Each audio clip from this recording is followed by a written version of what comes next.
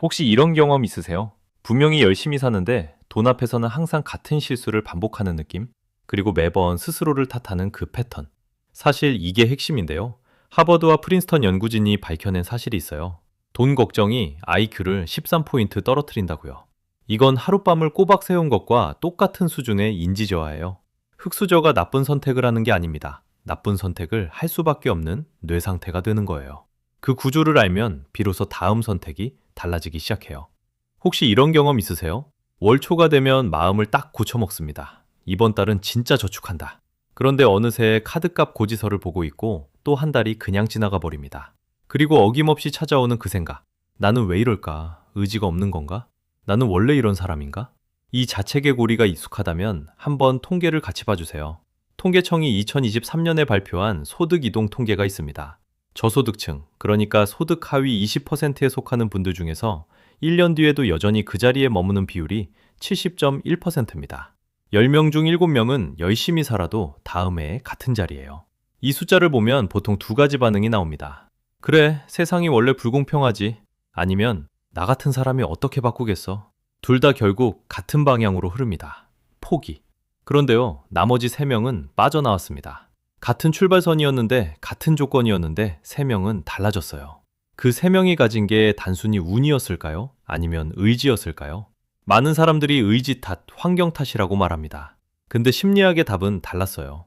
많은 사람들이 이렇게 말해요. 흑수저는 충동적이다. 저축할 의지가 없다. 단기적으로만 생각한다. 오랫동안 통해온 설명이었어요. 나쁜 선택을 반복하는 건 그 사람의 성격이나 습관 탓이라는 거죠. 근데 여기서 의문이 하나 생겨요. 의지가 정말 문제라면 왜 같은 사람이 돈이 생겼을 때는 다르게 행동할까요? 저축을 결심한 그 순간만큼은 분명히 진심이었는데 왜 또 실패하는 걸까요? 의지 탓이라고 하기엔 설명이 안 맞아요. 심리학자들도 똑같은 의문을 품었어요. 그래서 실험을 했습니다. 부유층과 저소득층에게 동일한 인지 테스트를 주고 조건 하나만 바꿨어요. 한쪽에는 돈 걱정을 떠올려라는 상황을 만들고 다른 쪽에는 아무 조건도 주지 않았어요. 결과는 성격도, 의지도, 환경도 아니었어요. 진짜 변수는 뇌 상태 그 자체였습니다. 하버드와 프린스턴 연구진이 밝혀낸 숫자가 하나 있는데요. IQ가 13포인트. 이게 어떤 의미인지 지금 바로 말씀드릴게요. 심리학에서는 이걸 이렇게 봐요. 가난한 사람이 나쁜 결정을 내리는 게 아니라 가난하기 때문에 나쁜 결정을 할 수밖에 없는 뇌 상태가 된다고요. 하버드대 경제학자 물라이나탄과 프린스턴대 심리학자 샤피어가 2013년 사이언스지에 발표한 연구예요. 재정적 걱정에 사로잡힌 저소득층을 대상으로 인지 기능을 측정했더니 IQ가 평균 13포인트 하락했다는 결과가 나왔습니다. 사실 이게 핵심인데요. 13포인트라는 숫자가 실감이 안 될 수 있는데 이건 하룻밤을 꼬박 세운 것과 똑같은 수준의 인지 저하예요. 밤새 뜬 눈으로 보낸 다음 날, 뭐래도 머리가 멍하고 판단이 흐릿해지는 그 상태. 돈 걱정이 만성적으로 그 상태를 만들고 있는 거예요. 메커니즘은 이렇습니다. 돈 걱정이 뇌의 주의력과 실행 제어, 작업 기억을 끊임없이 점유해요. 지금 당장 월세는 어떻게 하지? 카드값은 어디서 메우지? 이런 생각들이 뇌의 처리 용량을 잠식하면서 정작 중요한 결정을 내릴 여유가 사라지는 겁니다. 나쁜 선택을 하는 게 아니에요. 좋은 선택을 할 수 있는 뇌 상태가 아닌 거예요. 흑수저를 향해 왜 그렇게 살아? 라고 묻는 건 밤샘 근무 중인 사람한테 왜 집중을 못해? 라고 묻는 것과 같아요. 이건 의지의 문제가 아니라 뇌가 처한 상황의 문제였던 거죠. 그런데 여기서 더 불편한 진실이 하나 있어요. 월핍이 IQ를 낮추는 데서 끝나는 게 아니라는 거예요. 이 뇌 상태가 되면 사람은 터널 안으로 빨려 들어가요. 눈앞의 것만 보이고 나머지는 전부 차단되는 터널 속으로요. 그게 왜 문제인지는 다음에서 이어가 볼게요. 결핍이 IQ를 빼앗는다는 건 사실 시작에 불과했어요.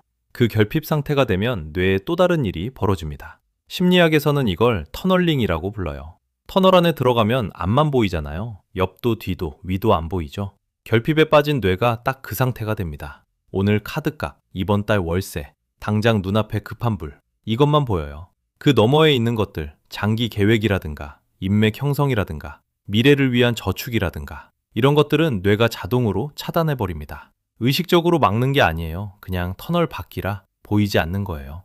그래서 부축적에 필요한 역량들이 정확히 이 시기에 작동을 멈춰요. 여기에 인지 대역폭이라는 개념이 더해집니다. 마음의 용량도 결국 자원이에요.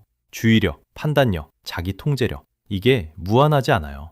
그런데 결핍이 이 대역폭을 세금처럼 조금씩 갉아먹어요.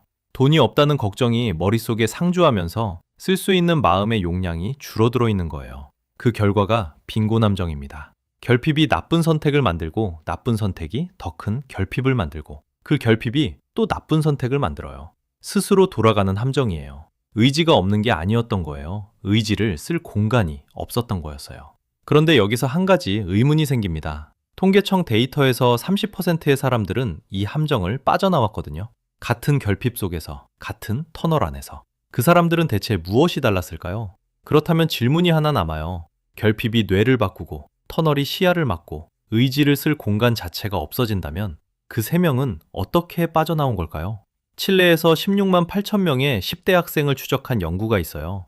드웩 연구팀이 피나스에 발표한 연구입니다. 집이 가난한 학생들은 예상대로 성취도가 낮았어요. 그런데 그 안에서도 뚜렷하게 갈라지는 집단이 있었죠. 똑같이 가난한데 빈곤의 부정적 영향을 유의미하게 완충한 학생들이 있었던 거예요. 그 변수가 마인드셋이었습니다. 사실 이게 핵심인데요.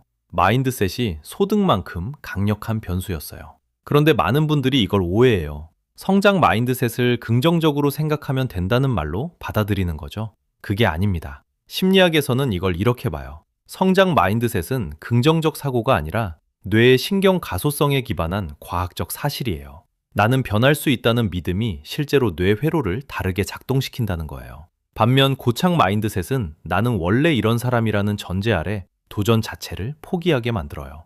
결과가 아니라 출발 자체가 달라지는 거죠. 그리고 여기에 반두라의 자기 효능감 이론이 연결돼요. 낮은 자기 효능감은 시작을 막아요. 그런데 자기 효능감은 다짐이나 의지에서 오는 게 아니에요. 숙달 경험, 즉 해냈다는 경험에서 출발합니다. 아주 작은 것이어도 됩니다. 그렇다면 자수성가한 사람들은 어떻게 그 첫 경험을 만들어냈을까요? 성공한 사람들이 공통적으로 하는 건 처음부터 특별했던 게 아니었어요. 독일에서 2만 명을 분석한 연구가 있어요. 네이처 계열 학술지에 2022년에 실린 건데요. 자수성가 부자와 상속 부자의 성격을 비교했더니 두 집단이 뚜렷하게 달랐어요. 상속 부자는 그냥 안정적이었어요. 이미 가진 게 있으니까요. 그런데 자수성가 부자에게는 공통된 특성이 있었어요. 위험을 감수하는 것, 감정적으로 흔들리지 않는 것, 새로운 것에 열려 있는 것, 꾸준히 해내는 성실성. 그런데 이 성격들은 타고나는 게 아니에요. 연습으로 키울 수 있는 것들이에요. 한국 데이터도 같은 방향이에요. 2011년 한국 부자는 13만 명이었어요. 그게 2025년에는 47만 6천 명이 됐어요. 15년 만에 3.6배입니다. 그리고 이 새롭게 늘어난 부자들의 부의 원천 1위는 상속이 아니라 사업소득이었어요. 누군가는 흙수저에서 출발해 그 안에 들어갔다는 얘기예요. 뇌가 결핍으로 가득 찰 땐 출구가 보이지 않아요. 하지만 인지 대역폭이 조금만 회복되면 그 첫걸음이 보이기 시작해요. 그 걸음이 생각보다 훨씬 작다는 게 지금부터 드릴 얘기예요. 흙수저가 나쁜 선택을 반복하는 건 의지 문제가 아니었어요. 돈 걱정이 뇌를 정령하면 판단력도, 자제력도, 계획을 세우는 힘도 함께 사라지는 거였으니까요. 자책해야 할 대상이 나가 아니었던 거예요. 그렇다면 지금 당장 할 수 있는 건 뭘까요? 거창한 것 2가지가 아니에요. 딱 하나씩만요. 첫 번째는 돈 걱정이 만성이 되지 않도록 막는 거예요. 한 달에 한 번 가계부를 정리하는 것만으로도 충분해요. 얼마가 들어오고 얼마가 나가는지를 눈으로 확인하는 순간 막연하게 머릿속을 떠돌던 걱정이 줄어들어요. 뇌가 쓸 공간이 조금씩 생기기 시작하는 거예요. 두 번째는 아주 작은 숙달 경험 하나를 쌓는 거예요. 거창하지 않아도 돼요. 해냈다는 감각 자체가 출발점이에요. 그 경험이 자기 효능감의 씨앗이 되고 그 씨앗이 다음 선택을 바꿔요. 구조를 알았다고 해서 세상이 갑자기 달라지진 않아요. 하지만 이제는 자책 대신 뇌에게 공간을 돌려주는 것부터 시작할 수 있어요. 그게 진짜 첫걸음이에요.